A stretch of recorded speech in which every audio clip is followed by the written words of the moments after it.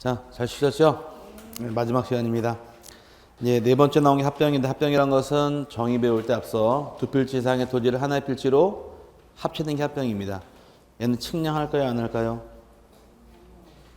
측량 실시하지 않으니까 맨 밑에 측량을 요하지 않는다. 그거 하나 기억하시고 넘어가면 합병 제한에서 문제를 내는 것은 합병의 제한 사유입니다.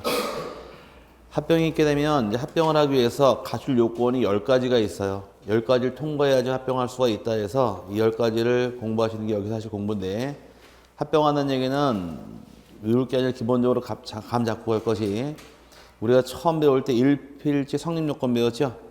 하나의 필지가 되기 위해서는 6가지 요건을 갖춰야 된다고 배웠습니다. 지번부여 지역, 동리가 같을 것, 지목도 같을 것, 그 다음에 소유자 역시 동일할 것, 집안도 연속되어 있을 것, 축척도 같을 것, 등기 여부 같을 것. 이 요건은 기본적으로 들어와야지 되는 겁니다. 왜? 합병해서 1필지가 된다는 얘기는 1필지가 될 수 있어야 되니까. 그래서 여러분 교재 보시게 되면 다음에 해당하는 토지의 경우는 합병을 할 수 없다 해서 총 몇 가지가 나와 있어요? 10가지 나와 있죠. 첫 번째가 합병하고자 하는 토지의 지번부여 지역이 다른 경우 합병할 수 없다. 줄 치지 마세요, 여기는. 두 번째, 합병하고자 하는 토지의 소유자가 다른 경우도 합병할 수 없다. 세 번째는 등기된 토지와 등기되지 않은 토지, 등기 여부 다르네요. 합병할 수 없고, 그 다음에 집안이 연속되지 않은 경우 합병할 수 없고, 지목이 다른 경우도 합병할 수가 없고, 여섯 번째, 축척에 다른 경우 합병할 수 없다. 여기까지는 1필지 성립 요건이니까 가볍게 보시고 7, 8, 9, 10 요 4개가 중요한 겁니다. 7번이 가장 중요한데, 7번의 경우는 합병하고자 하는 토지에 관하여 소유권, 지상권, 전세권, 임차권 및 승역제에 관한 지역권의 등기 이외 등기가 있는 경우까지 오늘 설명드릴게요.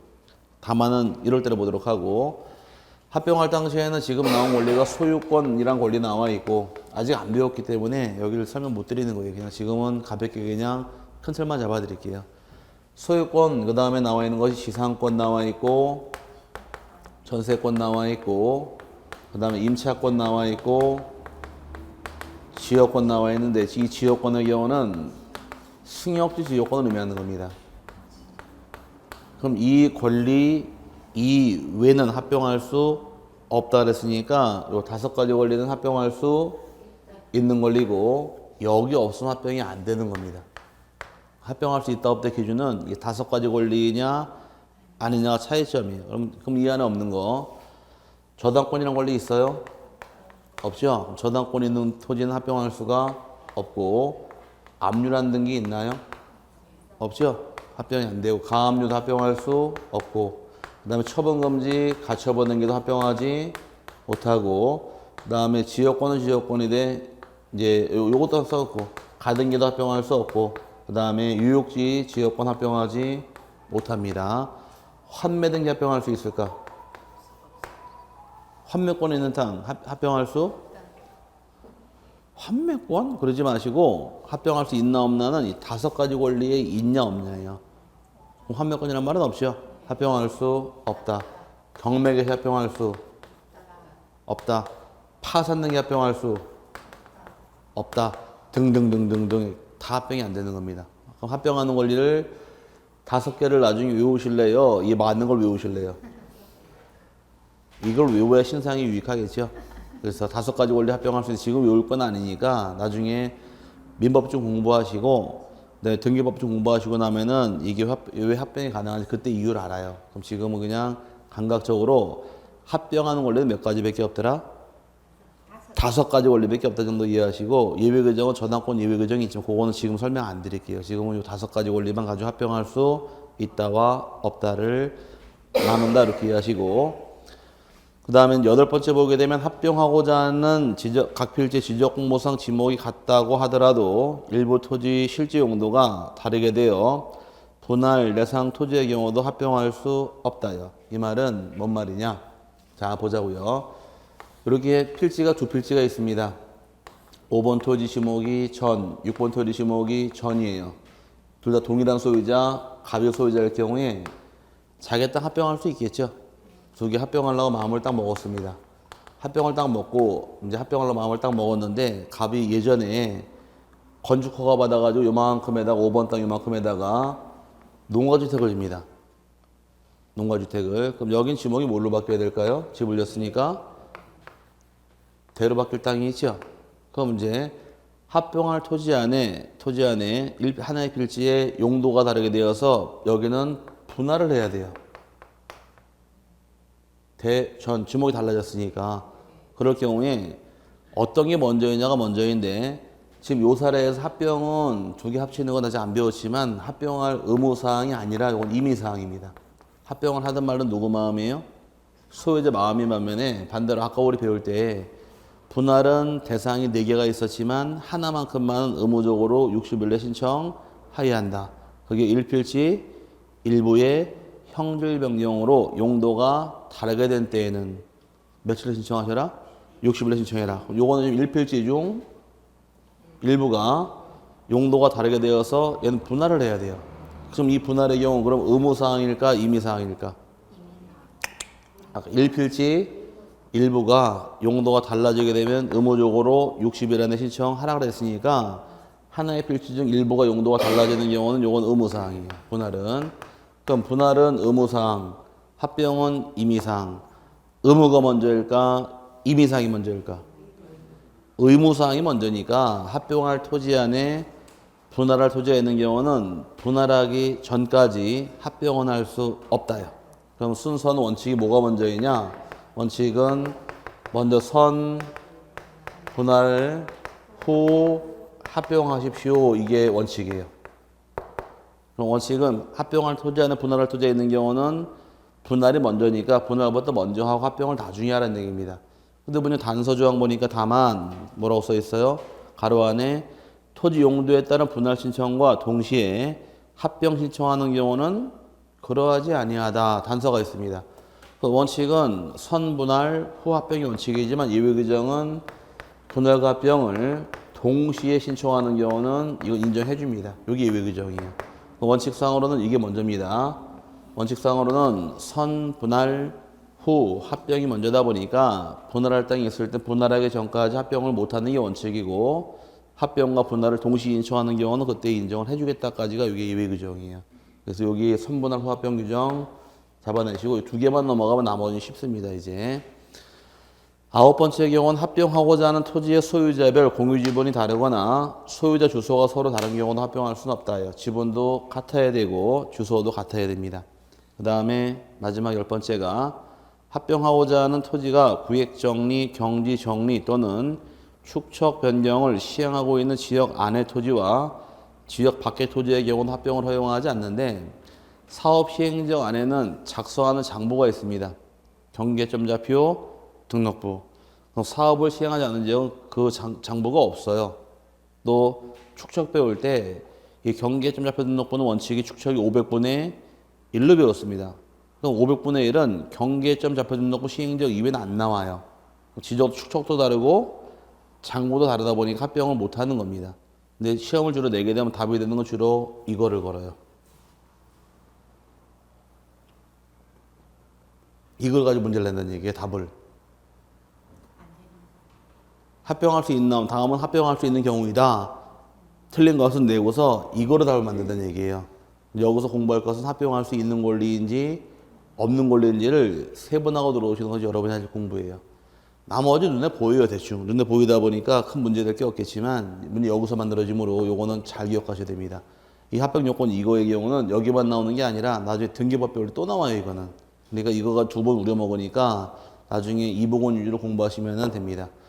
지금은 입문서다 보니까 뭐 책에 이것저것 들어와 있는데 나중에 이제 1월 달부터 기본서 받게 되면 그때 다 중요한 거 표시하면서 표시해 드린 것만 열심히 보시면 점수는 충분히 획득이 됩니다. 그 다음에 밑에 이제 신청 절차가 나오는데 합병은 읽어보니까 원칙적으로 토지 소유자 신청에 의한다 나와 있지만 합병 여부는 셋째 줄에 둘째 줄 끝부분에 합병 신청 여부는 토지 소유자의 임의 의사에 의하는 것이 원칙이다. 합병을 하든 말든 이건 누구 마음이더라? 지 마음이란 얘기, 소유자 마음인데 다만 다음의 경우는 이제 예외 규정이 따라 붙는다 해서 합병은 원칙이 신청 의무는 없습니다. 하지만 예외적으로 의무가 따라오는 두 가지가 있어요. 요거 두 가지만큼만은 60일내 신청 의무가 따라오는데 하나는 주택법상 공동주택 부지하고 또 하나가 도로, 하천, 제방, 국어 등에서 전부 다 공공용 토지.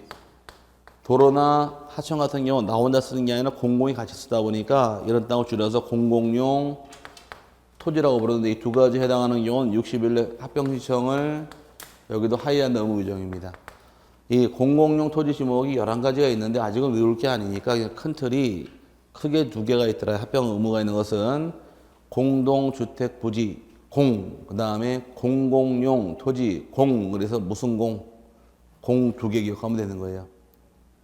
공 두 개는 의무사항이다. 공이 뭔지 풀면 됩니다. 나중에 하나는 공동주택 부지하고 도로, 하천 등 공공용 토지의 경우는 60일 내 의무 규정을 합병을 신청하게 됩니다.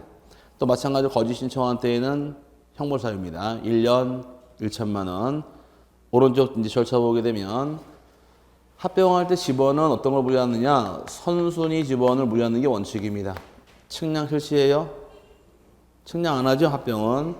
측량 실시하지 않는데 그러면 경계는 바뀔까 안 바뀔까? 좌표 바뀔까 안 바뀔까? 면적 바뀔까 안 바뀔까? 합병하면 경계 바뀌어요? 아니, 본인 생각을 말씀하세요. 틀리면 맞춰가면 되니까. 합병하면 경계 바뀔까 안 바뀔까? 나도 말 안 해. 기분 나쁘다 지금부터. 합병하면 경계. 좌표는? 면적은? 그럼 그래 보면 되겠네. 헷갈리지 마시고. 필지가 5번 땅, 6번 땅이 있는데 그죠? 5번 땅 경계가 여기에 있잖아요. 6번 경계고 합병하면 6번 없어지면서 가운데 경계 없어질 거 아니에요. 그럼 여기 5번 땅 경계가 이렇게 커져버리니 관계는 합병을 통해 필요 없게 된 것은 말소하는 거예요. 지워버리고. 오케이? 그 다음에 합병하기 전에 좌표가 하나, 둘, 셋, 네 개, 5번 좌표가 있다가 합병해버리게 되면 이거 없어지면서 하나, 둘, 셋, 네 개로 가는 좌표도 합병을 통해 필요 없게 된 것은 말소 지워버리는 겁니다. 면적은 100평, 100평 더하면은 200이 되니까 면적도 합산을 해서 커지는 거예요. 그럼 경계, 면적, 좌표가 다 바뀌긴 하지만 합병은 측량하지 않는 겁니다. 그래서 여러분 교재에서 처리 절차 보게 되면 1번만 잘 기억하시면 돼요. 밑에 10번은 배운 거니까 합병을 하고자 하는 때에는 경계, 좌표는 합병 전 각 필지의 경계 또는 좌표가 합병으로 인하여 필요 없게 된 부분은 말소하여 정하고 면적은 합병 전 각 필지 면적을 합산하여 그 필지의 면적으로 한다. 그럼 더해서 결정하자면 합병을 위해서 면적 측정이나 지적 측량은 요하지 않는다. 차려졌어요? 이렇게 찾아가는 게 합병입니다. 근데 여기는 뭐 어려운 거 아니니까 주로 시험을 내는 경우는 합병을 할 수 있는지 없는지를 거기를 걸어요. 나중에 기본서에다가 나오는 부분만 체크해 드릴 때 그거 잘 보시면 점수는 획득이 가능합니다. 힘내세요. 지금 죽겠죠 지금? 알지도 못하는 상황 막 얘기하니까 막 머리가 막 지끈지끈할 겁니다. 들어올 것 같은데 이거 들으면 알 것 같은데 책 보니까 뭔 말인지 모르겠고 그래서 지금부터 열심히 반복하면 한 8번은 반복해 들어요. 똑같은 상황을. 그럼 그 중에 한 번 아시면 되니까 힘내세요.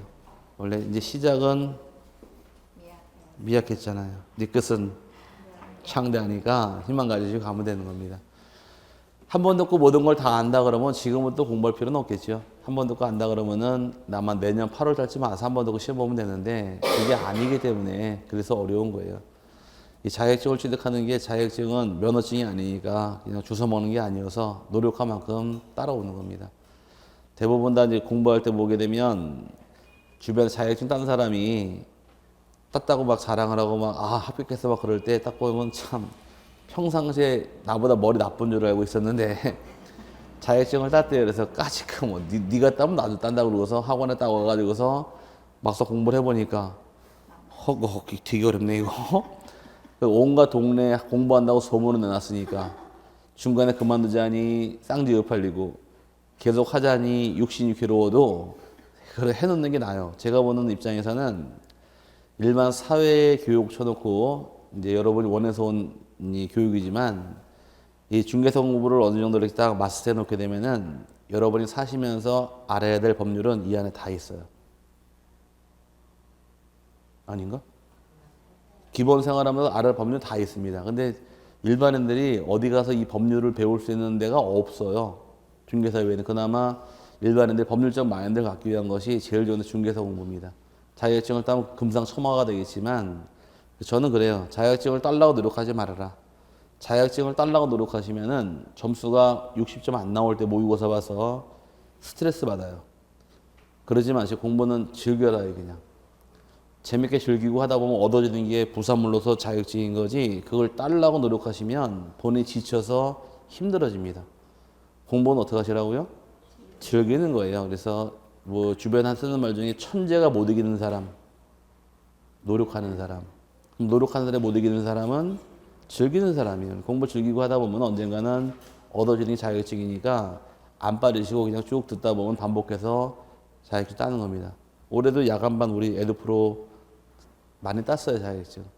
공부는 하기 나름인 거지. 뭐 내가 뭐 나이가 많아서 눈이 어두워서 머리가 나빠서 그거는 아니란 얘기입니다. 공부는 제가 한번 얘기했었죠. 머리로 한다, 눈으로 한다. 공부는 눈으로 하는 거예요. 머리는 이제 외워서 머리에 남아있을 시기 지났다는 얘기예요. 지금 와서는 많이 봐서 눈에 각인해 놓는 게 그게 내 공부가 되는 겁니다. 눈으로 본 것은 안 잊어먹어요. 근데 귀로 들은 건 잊어먹게 돼 있습니다. 왜 잊어먹을까? 귀는 들어오면 나가요. 그렇잖아요. 근데 눈은 본 거는 나갈 데가 없어. 뒤에 저장하게 돼 있으니까. 그래서 여기 쌓이기 때문에 많이 보면 많이 볼수록 여기에 저장이 되는 거예요. 아시겠나요? 그래서 눈은 한 군데를 바라보고 이거 귀는 양쪽을 바라보고 있는 거예요. 들어오면 나가라고. 또 사람 머리가 한계가 있다 보니까 외운 사항을 다 저장하고 있더라. 나는 외웠다고 생각을 하는데 그게 어느 정도 시간 지나면 다 날아가게 돼 있습니다. 잊어버려야지 또 새로운 게 들어오니까. 옛날에 지금도 항상 한참 떠드는 얘기가 학교 다닐 당시에 대학 입시를 위해서 수학 공부 열심히 했죠. 예. 근해 공식은 무조건 외우라 그랬을 거야 아마. 아닌가요? 루트 4, 뭐 B제곱 마이너스 4AC 이렇게 외웠던 거 그거 정확하게 외우고 계세요? 다 잊어버렸잖아요. 그러니까 외운 것은 잊어버리는 거예요. 근데 알고 있는 것은 안 잊어먹어요. 살림들 하시는 분이 계시니까 냉장고에 우유 어디다 보관하세요? 거기다 보관하죠. 그죠? 치즈는 어디 있나요? 신성고에 있을 것이고 김치는 어디 있고 김치 냉장고에 있는데 배추김치가 위에 있고 깍두기 저쪽에 있고 이렇게 해서 위치를 다 아는 이유가 내가 알면은 외울 필요가 없다라는 것이에요. 손에 있고 눈에 익다 보니까 외워지는 것이고 남자분들은 물건 잘 찾나요? 못 찾나요? 못 찾죠. 못 찾을 수 없는 게 생물학적으로 남자들은 시야가 고정이 돼 있어요. 예쁜 사람한테만 쳐다보게 돼 있어요. 이게 남자들의 성미인 반면에 여자들은 온 동네 다 봅니다. 시야가 180도가 넘어요. 남자들은 시야가 굉장히 좁아서 남자분들한테 뭐 좀 꺼내와 그러면 냉장고에서 어디서 없는데 그러는데 여자분들은 손만 딱 넣으면 나오죠. 이게 이제 내가 알고 있냐 모르느냐 차이점이에요. 그러니까 공부는 자꾸 보고 자꾸 눈으로 익혀놓게 되면 어디에 있는가를 다 알게 되는 겁니다. 내용을 다 알아서 문제 푸는 건 아니에요. 우리 책이 나중에 꽤 두꺼울 텐데 몇 점 넘어가면 자격증을 주겠대요. 60 넘어가면 자격증 받으니까 책은 65%까지 보시면 되는 거예요. 나머지 몰라도 합격 점수 나온다는 얘기니까. 그래서 다 보려고 노력하지 마시고 나중에 선생들이 이거 중요합니다. 그거 위주로 열심히 보시면 점수는 나오니까 그냥 쭉 따라오시면 돼요. 지금부터 나오는 것만 해주시면 좋을 텐데 나오는 걸 해주들 뭘 알아야지 대답을 하지. 아닌가? 맞죠? 여러분이 지금 머물러 있는 단계는 영어로 예를 들게 되면 이제 ABCD 배우는 단계예요. 그럼 ABCD도 모르는 사람한테 문장 가르쳐주고서 해석해봐 그러면 이거는 대화가 안 되니까 다 시기의 때가 있는 겁니다. 나중에 이제 5월달하면 유역집이 나오는데 유역집 보게 되면 지금 차분하게 공부하는 사람 유역집을 다 따라 먹어요. 충분히 다 따라잡는데 공부 안 하는 사람 유역집 보면 뭔 말인지 몰라요. 그게 내가 내용이 쌓였느냐 안 쌓였느냐 이 차이가 생기니까 처음에 열심히 들으시고 안 빠지면 자격증 취득하는 겁니다. 여기까지 합병으로 보시면 되고요. 그 다음에 지목 변경 보도록 하죠. 지목 변경이라는 것은 의가 지적 공부에 등록된 지목을 다른 지목으로 바꾸어 등록하는 것을 말한다, 규정하는데 여기는 다른 거 볼 게 없고 지목 변경 대상 토지만 이해하시면 됩니다. 나올 게 없으니까. 지목 변경 측량해요? 안 하죠? 집안 바뀌어요? 안 바뀌어요. 그럼 아무것도 안 바뀌고 지목 하나밖에 안 바뀌다 보니까 문제 낼 거는 대상밖에 없는 거예요. 대상 토지 첫 번째 보게 되면 국토의계획 및 이용이나 법률 등 관계 법령에 의한 토지의 형질 변경 등의 공사가 준공된 토지는 지목을 변경할 수가 있더라. 대표적인 예가 칠판에서 이거죠. 전이란 땅에다 건축허가 받아 집을 짓게 되면 형질이 대로 바뀌는 경우, 이게 기본적인 개념이고, 두 번째의 경우는 토지 또는 건축물의 용도가 변경이 생기는 경우도 지목을 변경할 수가 있더라. 그럼 토지가 용도가 바뀌던 건물의 용도가 바뀌던 지목도 변경할 수가 있습니다. 그 다음에 도시개발사업 등의 원활한 사업 추진을 위하여 사업 시행자가 공사 준공 전에 합병을 미리 신청할 때에는 지목이 바뀐 것으로 인정을 해줘서 지목도 변경할 수 있는 게 예외 규정인데, 중요한 것은 공사가 준공 전이래요, 후래요? 전입니다. 전에 사업 시행자 신청할 때만큼만은 미리 변경할 수가 있는 게 특례 규정이 되어서 그거 하나 주의하시고, 근데 절차 보게 되면 토지 소유자가 의무적으로 60일 내 신청을 하여야 한다. 위반 시에는 1년 이하 징역 1천만 원 이하 벌금에 처하게 됩니다. 처리 절차 보게 되면 측량 실시해야 안 해요? 안 합니다. 집안 바뀌어요? 안 바뀌어요. 그럼 오로지 바뀌는 거 딱 하나가 바로 지목 하나 딸랑 바뀌다 보니까 지목이 바뀌었는가 여부를 소관청에서 맨 밑에 토지 이동 조사를 통해서 지목 변경 여부를 결정짓게 되는 것이 과정입니다. 단 첨부단서를 통해서 명백히 확인할 수 있는 경우 생략할 수가 있는데 원칙은 나가 조사하는 게 원칙이 됩니다. 그 다음에 이제 여섯 번째가 바다가 된 토지의 등록 말소란 말이 나오는데, 자, 우리가 토지로 배웠던 것은 해면 위에 있는 전 국토를 토지로 봤습니다. 쉽게 얘기해서 바다만 아니면 토지로 인정을 했는데, 그럼 토지가 있다는 얘기는 등록을 하고 있다가 토지가 바다가 됩니다. 바다가 돼버리면 토지가 더 이상 아니기 때문에 등록을 말소하는 것을 바다로 된 토지의 등록 말소라고 부르는 거예요. 그럼 이제 대상 토지를 끄집어내게 되면 의회에서 토지가 바다로 되어서 원상으로 회복할 수 없다거나 또는 다른 지목 토지가 될 수 없는 경우에, 이 말이 나왔다는 얘기는 더 이상 토지가 아니란 얘기입니다. 그럼 이 토지를, 이런 토지 발생하면 이 토지를 말소하게 될 텐데 절차가 좀 여기 특이해요. 이런 토지가 발생하게 되면 이 토지를 관리하는 지적 소관청 입장에서는 토지 소유자에게 당신 땅이 바다가 됐으니까 와서 신청하도록 통지해 줍니다. 알려주게 돼 있어요. 통지받은 소유자 입장에서는 통지받은 날로부터 90일 이내에 의무적으로 신청하는 게 의무 규정입니다. 지금까지 토지 이동은 다 며칠 내 신청하셨는데 60일이지만 바다가 된 경우는 60일에 90일이에요. 90일 신청할 의무가 발생하는데 토지 소유자가 제정신이면 신청할까요, 이거? 땅 주인 어디가 있어요? 열받아서 한 잔 먹으러 가겠죠? 아닌가? 여러 번 땅이 바다가 되었을 때 재산이 날라갔잖아요. 열받으면 한 잔 먹을 거 아니에요. 그럼 신청하러 오지 않을 겁니다. 이때는 소관청이 직권으로 말소하게 됩니다. 직권 말소가 들어가는데, 그럼 말소하는 방법은 둘 중에 하나란 얘기예요. 하나는 신청하는 경우도 있고 신청이 없는 경우 직권으로 말소할 수도 있다. 둘 중에 하나인데, 신청을 통해 말소하든 직권을 말소하든 어떤 경우에도 수수료는 면제됩니다. 수수료는 두 가지가 있는데 측량이 필요한 경우 측량 수수료가 있고, 또 하나가 지적 정리 수수료, 대장을 말소할 때 정리 수수료 납부할 게 있는데 둘 다 면제예요. 측량은 반드시 하는 건 아니고 하나의 섬이 있다가 이 섬이 전부 다 가라앉아 버렸습니다. 바다 밑으로. 그럼 토지가 싹 없어졌잖아요. 그럼 측량할 필요도 없는데 100평인 섬이 하나 있다가 여기 일부만 가라앉았어요. 그럼 나머지 남은 부분 있잖아요.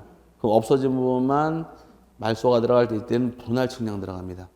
분할 측량을 해서 남은 부분은 놔두고 없어진 부분만 말소하게 되어 있는 거예요. 그럼 이때 측량을 하던 대장을 말소해 주던 수수료는 무조건 면제해 줍니다. 왜 면제해 줄까?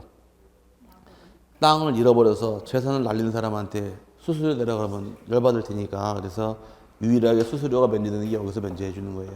여기까지 말소하는 과정인데 말소할 때는 어떻게 말소하셔라? 소관청이 통지 주게 되면 통지받은 날로부터 90일 내 신청할 의무가 발생하는데 신청 안 하게 되면 직권으로 말소한다 이렇게 이해하시고 수수료 받는 데에 면제해 준대요. 면제해 줍니다. 이렇게 말소가 끝났습니다. 말소가 끝났는데 나중에 시간이 흘러가다 보니까 지형의 변화가 생겨서 이 바다가 다시 숨이 막혔는지 숨쉬러 다시 위로 올라옵니다. 토지로 올라오게 되면 애들 장난 같지만 법에 나온 규정이에요. 바다가 되어서 말소가 들어갔는데 지형의 변화가 생겨 다시 올라왔습니다. 그럼 토지로 올라오게 되면 등록을 해줘야 돼요. 등록하는 것을 얘를 회복 등록이라고 부르고 여기는 소관청에서 회복 등록을 해주는 거지 신청할 의무는 없습니다. 말소할 때만 신청하는 거예요. 그럼 회복할 당시에는 등록 말소 당시의 자료나 측량을 실시해서 측량 성과도대로 회복해주면 절차는 끝나는 것이고 말소가 끝나든 회복이 끝나든 그 정리 결과를 토지 소유자하고 그 다음에 공유 쓰면 관리청에게 그 내용 통제지 못해 끝나는 겁니다. 이렇게 통제해주면 내용이 끝나는 건데 여기서 참고할 것은 항상 차이 나는 게 문제예요. 차이 나는 게 위에는 말소하는 건가요? 여기 말소할 때는 며칠 내 신청하시고 90일이고 토지로 올라와서 회복하는 경우는 신청 기한이 없어요. 그래서 과거에 시험에 2번 내기를 바다로 된 토지가 다시 회복하고자 할 때에는 토지 소유자가 90일 안에 회복 등록을 신청해야 한다. 띵, 틀린 말입니다. 회복하는 건 신청 의무가 없어요. 그럼 말소할 때는 며칠이고 90일에 차이점 생기는 부분이므로 주의하시길 바랍니다. 그 다음에 이제 오른쪽 보게 되면 도시개발 사업 등 시행 지역 나오는데 도시개발 사업 시행 지역은 자 여기까지 먼저 본 다음에 여기까지는 토지 등을 누가 신청하셔라? 여기까지는 전부 다 토지 소유자 신청하는 겁니다. 소유자가 하시게 되는데 예외적으로 도시개발 사업 시행 지역은 책에 나온 대로 도시개발 사업 시행 지역은 이때는 소유자가 나오는 게 아니라 사업 시행자에게 의무가 두 가지가 부과됩니다. 여기서는 사업 시행자 신청 의무 규정이 따라와요. 여기는 소유자가 얼씨구 그러면 안 됩니다. 여기 차이점이에요. 그럼 일반적인 토지 등 누가 신청을 다 하시고 소유자가 다 하는 것이고 도시개발 사업 등 사업 시행자는 사업 시행자에게 의무가 따라오는데 하나의 의무는 신고할 의무가 있고 또 하나는 신청할 의무 둘로 세분합니다. 신고할 의무라는 것은 도시개발 사업 시행자가 사업에 착수했다거나 사업 계획에 변경이 생기는 경우, 사업이 완료가 된 경우는 해당 사일로부터 15일 안에 신고할 의무가 첫 번째 의무인데 사업을 시행하는 자 입장에서 사업을 착수하던 변경하던 완료가 되는 15일에 신고할 의무가 따라옵니다. 그럼 신고 첫 번째 의무고 그 다음에 사업이 끝났을 경우에 토지가 바뀌게 되면 그에 따른 토지 이동 신청을 사업 시행자가 하여야 한다는 의무 규정이에요. 큰 틀이 2가지입니다. 큰 틀이 2개일 경우 또 이걸로 할까요? 예외 규정 달고 들어올까요? 예외 달고 들어오겠죠? 예외 규정. 하나씩 볼 텐데 토지 신청을 누가 하셔라? 토지 이동을 사업 시행자가 하시는데 사업 시행자가 주택 건설 사업을 하다가 망했습니다. 파산 시 신청할 수 없겠네요. 이거 올해 나온 지문이에요. 파산 시에는 그 주택의 시공을 보증한 자가 신청할 수도 있고 그 다음에 입주 예정자도 신청할 자에게 인정해 줍니다. 이 2명이 예외로 신청할 자에게 만들어지고요. 그 다음에 분명히 지금 신고할 의무하고 신청할 의무 따로따로 있지만 요 사업 완료 신고만 하게 되면 신청을 가름해 주는 경우 신청을 가름한다는 얘기는 이 신청을 따로 할 필요 없다요. 가름해 주는 경우는 도시개발사업과 더불어서 환지를 수반하는 경우는 이때는 가름해 줍니다.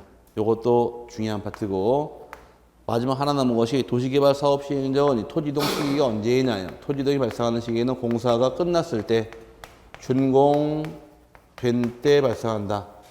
공사가 끝난 이때 토지이동 신청하기 의무가 발생하는데 예외적으로 공사가 준공되기 전에도 토지이동을 미리 신청할 자격이 인정이 됩니다. 미리 신청할 자격은 도시개발 사업 시행자만큼만은 공사가 끝나기 전에도 미리 신청할 수 있다 해서 이게 예외 규정이에요. 그래서 여러분 교재에서 이거 3가지 첫 번째 경우는 가름하는 경우. 언제 가름한대요? 환지가 수반되는 요게 중요한 것이고, 또 주택건설 사업시행자 파산 시 아파트 사업시행자가 망했습니다. 망한 경우 신청할 자가 없을 때 이때는 시공을 보증한 자와 입주 예증자도 신청할 자격이 인정이 되고요. 이것도 올해 기출했고, 그 다음에 원칙은 신청하는 시기가 공사 준공된 때가 원칙이지만 공사 준공되기 전에도 미리 신청할 자격이 만들어지는데 미리 신청할 자격은 누구만 가능하더라?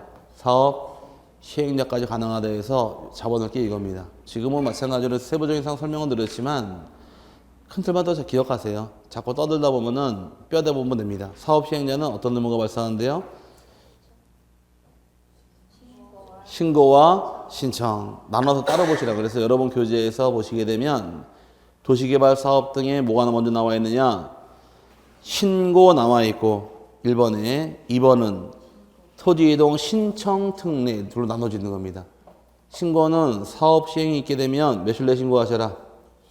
15일 내 신고할 의무가 따라오더라. 그 다음에 신청 특례의 경우는 원칙이 도시개발 사업 시행자 신청하는 게 원칙이지만 다만 규정에 주택법에 따른 주택건설 사업 시행자가 파산 시에는 이때 누가 신청하셔라?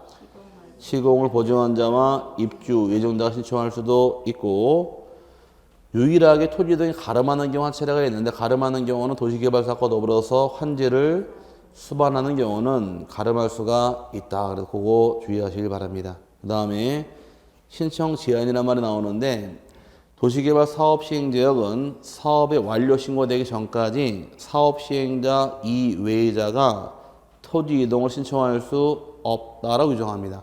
그럼 누구만 신청할 수 있더라? 유일하게 사업 시행자만 신청할 수 있다는 얘기고 이외에는 허용하지 않습니다. 넘어가시게 되면 토지이동 시기인데 도시개발 사업 등 사업에 관련해서 토지이동 시기는 공사가 준공된 때 준공이란 말이 뭘까요? 준공이 시작 행위가 끝났을 때를 의미하는 거예요. 공사 끝난 시기가 세 가지로 나눠지는데 건축법 들어보셨어요? 건축법 모든 건물은 건축법을 적용시킵니다. 뭐라고요?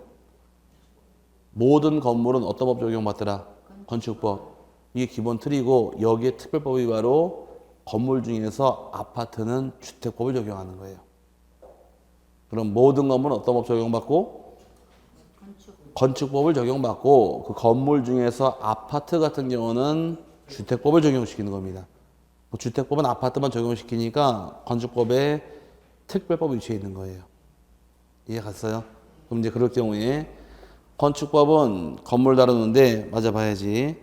그럼 건축법에서 공사 끝난 시기를 뭐라고 부르느냐? 사용 승인이라고 불러요. 뭐라고요? 사용 승인. 주택법에서 아파트 공사 끝난 시기를 사용 검사라고 불러요. 오케이? 그럼 건축법, 주택법을 제외하고 나머지 개발 사업 등은 전부 다 준공됐다라고 부르는 겁니다.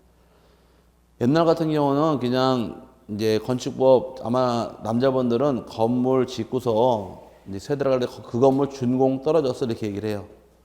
준공이라는 게 떨어져야지만 건물을 사용할 수 있는데 정확한 명칭은 준공이 아니라 건축법은 사용 승인, 주택법은 사용 검사 이 두 개를 제외한 나머지 개발 사업은 전부 다 준공 검사라고 부르는 겁니다. 공사 끝난 시기가 그렇게 세분하는데 뭐 여기다 쓰지 마시고 나중에 공복공부할 때 배우세요. 공법내용 지적법 써놓으면 안 볼 거 아니에요. 여기다 그러니까 공복공부할 때 이런 내용이 있다 이렇게 이해하고 넘어가시면 보시면 될 겁니다. 그 다음에 이제 마지막에 토지이동 신청권자 정해져 있는데 토지이동 신청권자의 경우는 자 외울 게 아니라 이쪽에서 먼저 보자고요. 원칙을 누가 신청하는데 이쪽에서 토지 소유자 신청하는 게 우선이더라. 1번 도시개발 사업 시행자는 사업 시행자 이게 2번이다 보니까 밑에 여러분 교재에 1번 누가 나왔어요? 토지의 소유자 나와 있고 2번은 사업 시행자 나와 있죠. 그 다음에 이제 그 기본 틀이고 그 다음에 이제 신청의 대위란 말에 따라 붙어 있는데 원칙은 토지 소유자가 해야 될 토지동이 있습니다. 뭐 아까 신규 등록도 며칠 내 신청하시고 60일 내 등록 전환도 60일 내 바다가 된 경우는 90일 내 신청하는 의무가 있는데 소유자가 신청을 안 하는 경우도 있더란 점이에요. 이럴 때는 소유자를 대신하는 것이 대위 신청이라고 부릅니다. 대신하는 것이 그럼 대위 신청 몇 글자? 네 글자니 네 명이 나옵니다. 처음 나온 자가 이제 공공사업을 시행한 사업 시행자가 토지 이동을 대위 신청할 수가 있다가 첫 번째가 되고 그 공공사업에 해당하는 지목이 8개가 있는데 그건 아직 외우지 마시고요. 두 번째 경우는 국가나 지자체가 취득하는 토지의 경우는 이 토지를 관리하는 행정기관장이나 지자체 장도 대위 신청할 수가 있고 세 번째 신청할 자격은 주택법상 공동주택 부지의 경우도 대위 신청이 가능한데 공동주택 부지의 경우는 관리인이 대위 신청할 수도 있고 또는 아파트 사업 시행자도 신청할 자격 인정해 줍니다. 2명도 가능하고 관리인이 없을 당시에는 아파트 대지는 입주민 전원의 공동소유다 보니까 공유자가 선임한 대표자도 신청할 자격 인정을 받는 것이 이게 예외 규정입니다.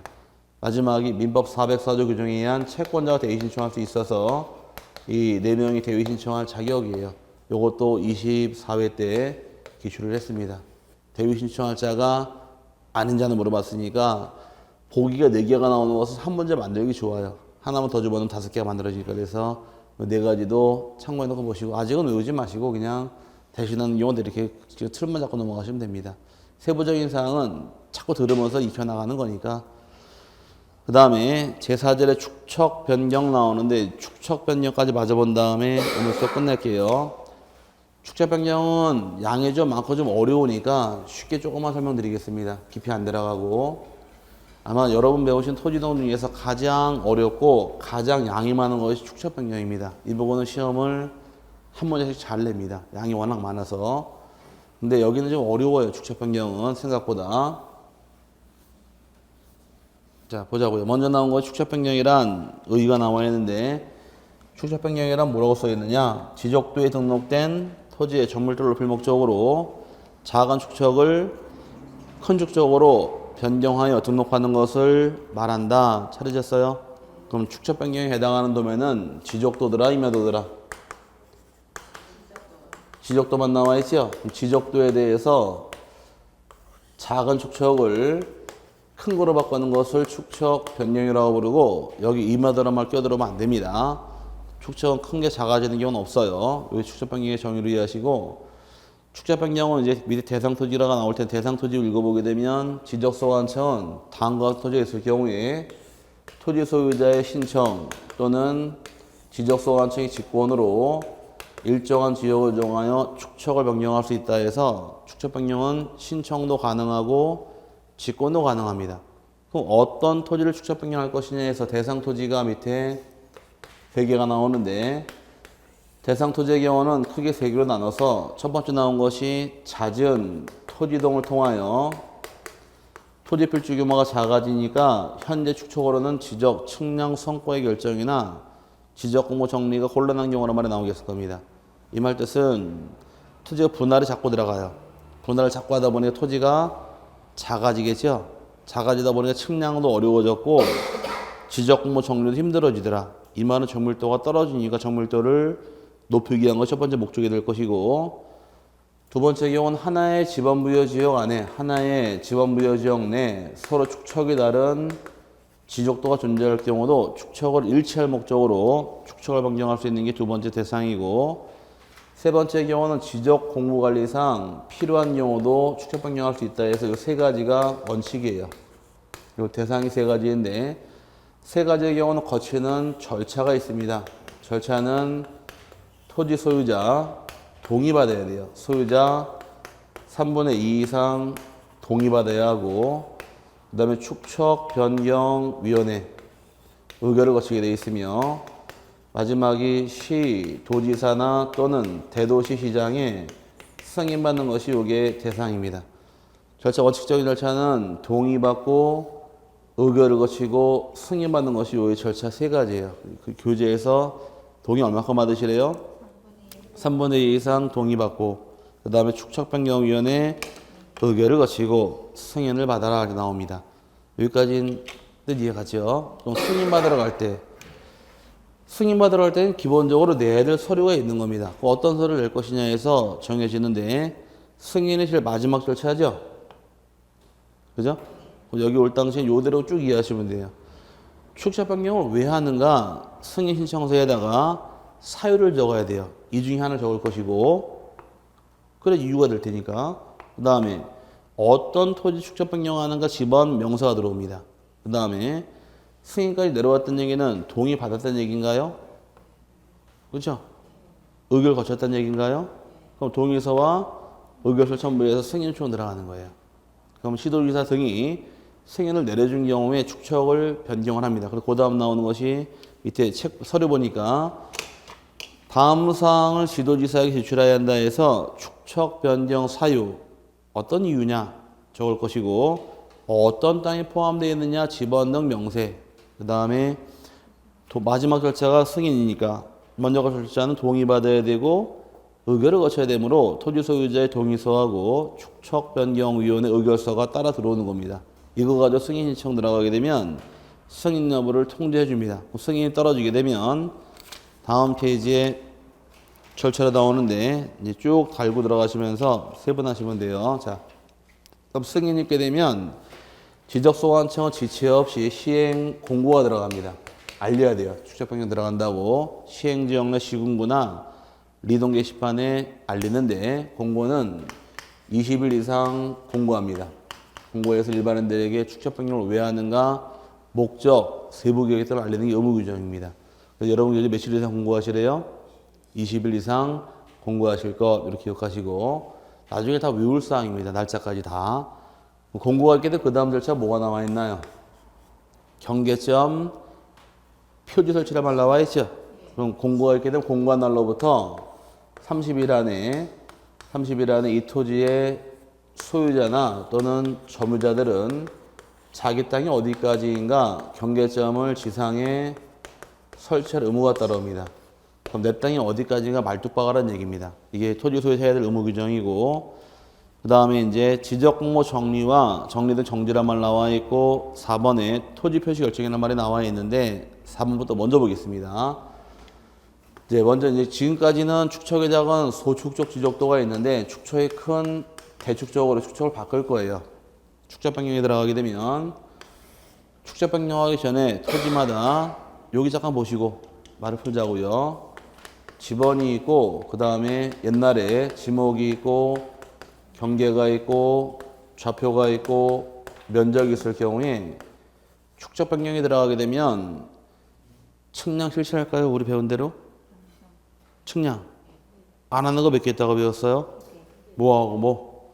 합병하고 주목 변경. 그럼 측량할 때 얻을 수 있는 것은 경계, 좌표, 면적 측량 통해 구하고 지번도 아직 안 배웠으니까 새로 부여할 것이고 지목도 새로 부여합니다. 축적 변경이 들어가게 되면 지조 축척만 커지는 게 아니라 이 내용이 다 바뀌어버려요. 다 새로 정하는 겁니다. 그럼 측량해서 경계도 다시 결정하고 면적도 다시 정하는 것이고 좌표 다 다시 정하는 거예요. 그럼 만약에 축적 변경할 때 헷갈리면 안 될 것이 1200분의 1 지적도가 있다고 가정을 하게 되면 600분의 1로 축척을 키울 겁니다. 이렇게 커지게 되면 몇 배가 커지는 거예요, 지금? 2배가 커지는 거죠? 그럴 경우에 축적 변경할 당시에 그 개념을 잡을 때 지적도 한 장을 복사기 집어넣고 곱하기 200개 확대 복사하는 게 아니라 측량을 다다시 만드는 거예요. 뭔 말인지 갔어요? 지적도 다시 만드는 겁니다. 만들다 보니까 지번도 깨끗하게 다시 부여할 것이고 지목이 현황상과 다른 경우 지목도 다시 부여할 것이고 측량해서 경계 좌표 면적 다시 정하다 보니까 4번은 뭐라고 써 있어요? 지적소관청 소유자가 설치한 경계점 표준을 기준으로 해서 측량을 하고 새로운 축척에 의해서 면적, 경계 좌표를 정한다. 제가 필요한 건 다 빼버렸는데 다시 정하는 겁니다. 그럼 다시 정하게 되면 실패자가 모시고 이제 그럼 다다시 바뀌게 되면 대장을 새로 만드는 게 편할까요? 고쳐 쓰는 게 편할까요? 새로 만드는 게 편하겠죠? 옛날 대장이 2개가 될 수 없으니까 이건 없어져야 돼요. 말소해서 다 지워버릴 겁니다. 없어질 이 지적 공부를 굳이 정리할 필요가 있을까요? 여러분이 입다가 빵꾸난 메리아스가 있습니다. 버리려고 마음을 먹었어요. 버릴 때는 그냥 버려요? 빨아버려요? 그냥 버리잖아요. 어차피 버릴 거 굳이 지적을 정리할 필요는 없다요. 또 측량을 다시 할 거니까 옛날 걸로 측량도 못하도록 막아버립니다. 그래서 이 두 가지는 축차 변경 끝나는 확정 공고일까지는 원칙이 스톱 정지예요. 그러다 보니까 이게 그 위에 나온 3번입니다. 3번 읽어보니까 지적소관청은 지적공모 축척 변경 시행 기간 중에는 원칙적으로 3번 찾았어요. 네. 지적공모 정리와 경계보건 측량은 축척 변경 확정 공고일까지 정지해야 한다. 이 말은 다 새로 만들 테니까 옛날 거 손대지 말아라 그 뜻이 되는 겁니다. 그 다음에 이제 여기까지 일단락이에요. 축척 변경은 이제 간단히 한번 떠들어 보자고요. 축척 변경은 대상이 몇 가지가 있대요? 대상이 몇 가지가 있대요? 칠판 보고 대답하세요. 네, 여기 보고서 대상이 몇 가지가 있대요? 자꾸 떠들어야 돼요. 이게 그래 뭐가 남아있어요. 그냥 들을 때는 넘어가면 되겠지만 돌아서면 하나도 안 남아있어요. 대상이 몇 가지가 있고 세 가지 있고 거치는 절차는 동의받고 의결 거치고 승인 받아라. 오케이? 승인 떨어지게 되면 축적 변경하는 거 알려야 될 거 아니에요. 그럼 20일 이상 공고하고 그럼 공고가 떨어지게 되면 공고한 날로부터 30일 안에 토지 소유자가 내 땅이 여기까지라고 경계점을 설치하게 되면 그 경계점을 통해서 측량을 다시 해서 다 새롭게 결정하더라. 결정하다 보니까 옛날 대장은 사용하지 않을 거니까 그 옛날 대장을 정리한다거나 측량할 필요는 없다. 이렇게 이해하고 넘어가시죠. 여기까지 일단락이에요. 그 다음에 나오는 것이 이제 지번불 조서하고 면적 증감 처리란 말이 나오는데 자, 칠판 잠깐 보시고 또 말을 풀어드릴게요. 자, 측량을 다시 해도 면적을 다시 정하게 되면 측량을 통해 구해진 면적이랑 옛날 면적 일치하면 좋은데 정물도가 높아지니까 면적이 달라지는 경우가 발생합니다. 면적이 증가할 수도 있고 면적 감소도 가능해요. 증가한 사람은 땡 잡은 게 아니라 증가한 만큼 돈을 내야 되고 감소한 돈을 받을 수 있게 됩니다.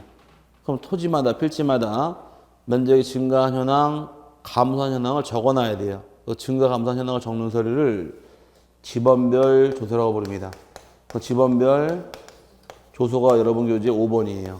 작성한 다음에 이제 면적 증감 처리 들어가는데 면적 증감 처리 돈으로 할 때 이 돈을 청산금이라고 부릅니다.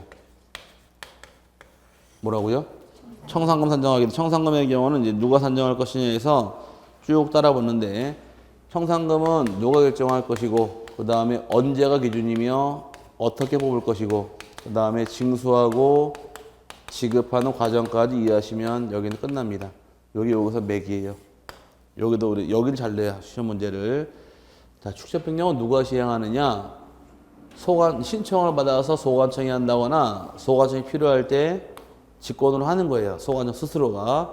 그럼 축적 변경 사업을 시행하는 주체는 지적 소관청입니다. 누구라고요? 지적 소관청 축적 변경을 시행하는데 이제 함정 팠으니까 청산금은 누가 결정할까요? 그러면 지적 소관청. 그러면 함정에 퐁 빠진 거예요. 그래서 여기를 내고 들어오는 거예요. 청산금은 누가 결정하느냐? 여기는 소관청이 하는 게 아니라 축척 변경 위원회에서 금액을 결정할 권한을 갖는 겁니다. 이상하네. 축척 변경을 소관청이 시행하는데 청산금을 왜 그러면 축척 변경 위원회가 결정을 할까? 그 뜻만 아시면 돼요. 간단한 이유가 있는데 청산금을 낼 자가 누군가요? 면적 증가한 토지 소유자. 받을 사람은 면적 감소한 토지 소유자. 청산금을 내고 받을 사람은 토지 소유자라는 얘기입니다. 오케이? 소유자가 내고 받을 그 청산금을 소관청에서 일방적으로 정해서 청산금 내, 청산금 받아가 그러면 불만이 생겨요. 오씨 왜 이렇게 많이 내라 그래? 애기 요거밖에 안 줘? 기분 나빠더란 점이에요. 그러면 돈 내고 받을 자가 토지 소유자니까 소유자 니네가 뽑아라 그러면 니네가 내고 니네가 받을 거 니네가 뽑게 하면은 민원 발생이 최소가 되지 않을까요? 그렇지 않을까? 맞죠? 그래서 옛날에 뭐 학교 다닐 때도 뭐 어떤 논점이 생기게 되면 담탱이가 함부로 결정 못하는 니네끼리 결정해서 갖고 와 이렇게 하잖아요. 그럼 마찬가지로 이 축척변경위원회 안에는 토지 소유자가 반 이상이 포함이 돼 있어요. 이따 위원회 배울 때. 그럼 소유자가 포함되어 있다 보니까 니네가 내고 니네가 받을 거 니네가 뽑아 이 뜻이 숨어 있는 겁니다. 오케이? 근데 얘는 이 축척변경위원회는 시군구에 설치하게 되어 있는데 법조문상은 둔다고 되어 있지만 늘 두는 게 아니라 임시기구예요. 축척변경을 시행할 때만 그 시행적 소유자 모아놓고 위원회를 만들어 놓은 겁니다. 갑자기 만든 위원회다 보니까 토지 자료가 있을까 없을까? 자료가 없다라는 것이. 그래서 소관청 입장에서는 축척변경 시행 공고일 현재를 기준으로 지적 소관청이 토지별로 가격을 다 조사합니다. 가격을 조사해서 축척변경위원회에게 제출해 주게 되면 제출받은 자료 가지고 결정할 권한은 축척변경위원회에 넘어가는 거예요. 이 법을 받는 사람은 나중에 쭉 느끼시겠지만 머리가 상당히 좋아요. 왜 좋으냐? 가장 민감한 게 뭔가요? 돈이죠. 돈을 소관청 일방적으로 정해서 받아가 말하라 그러면 분쟁이 발생할 테니까 이제 금액만 조사한 거예요. 이 동네 금액이 얼마인가 조사해서 그걸 싹 넘겨주는 거예요. 니네가 결정하라고. 그 범위 내에서 결정하면 되는 겁니다. 이게 일단 차이점이고, 방법은 지번별 조서에 증가나 감소한 면적이 있을 경우에 증가, 감소한 면적 곱하기 1 제곱미터당 가격을 곱하게 되면 청산금을 산정할 수가 있고요. 청산금이 결정이 된 게 청산금 내역서가 소관청에 들어옵니다. 소관청 입장에서 청산금을 지급하고 징수할 권한이 발생하는데, 청산금을 이제 지급 징수하기 위해서는 먼저 해야 될 것이 청산금에 대해서 공고가 들어갑니다. 이렇게 뽑아놨다 공고가 들어가는데, 공고는 15일 이상을 공고하고 일반인이 할 수 있도록 열람하는 것이 의무 규정입니다. 열람할 것이고, 그 다음에 공고가 있게 되면 공고한 날로부터 다시 20일 안에 20일 내 소관청은 토지 소유자에게 청산금에 대해서 납부하시오, 납부 고지와 수령 통지가 들어갑니다. 납부 고지 받은 자 돈 내야겠네요. 낼 때는 3개월 내 납부하실 것. 면적 감소한 자 돈 받을 수 있어요. 받을 때는 6개월 내에 지급받을 수 있는 게 여기에 차이점이에요. 여기가 다르죠? 달라서 26개 문제 또 낸 겁니다. 여기서 낼 때 몇 개월? 3개월. 받을 때 6개월이에요. 도둑니은들 미리 걷고 나중에 주겠다는 것이 여기 차이점이에요. 이렇게 잘 내고 잘 받아가면 이제 아무 문제가 없습니다. 근데 문제가 생기는 것은 돈 내시오 통지했더니만은 소유자가 오씨 너무 많은 청산금이, 이때는 청산금에 대해서 이의 신청이 가능한데, 이의 신청은 청산금을 통지받은 날로부터 1개월 내 이의를 신청할 수가 있다가 됩니다. 올해 26개 기출한 것이 뭐가 나왔느냐? 이걸 물어본 게 문제예요. 청산금 납부할 때 몇 개월?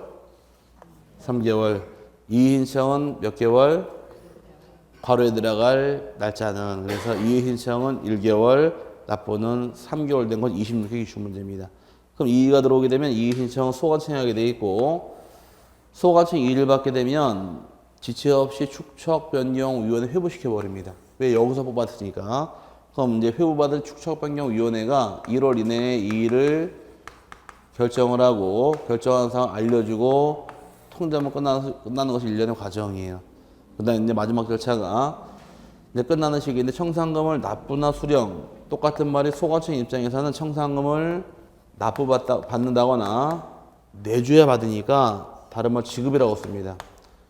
소유자 입장은 납부나 수령이 되겠지만 소관청 입장은 납부나 지급이 되는 거예요. 줘야 받으니까. 이해했어요? 그러면 이 두 가지가 끝났을 경우, 완료가 된 경우는 소관청이 지체 없이 축척 변경에 대해서 확정 공고를 하게 되어 있고, 이 확정 공고일이 축척 변경이라는 토지 이동이 발생한 시기로 본다. 여기까지가 내용인데, 전반적인 설명은 다 드렸는데 뭐 처음은 여기 세부적인 사항 다 외울 필요는 없습니다. 아직은 처음이다 보니까 그냥 감각적으로 하나만 기억해도 성공한 거예요.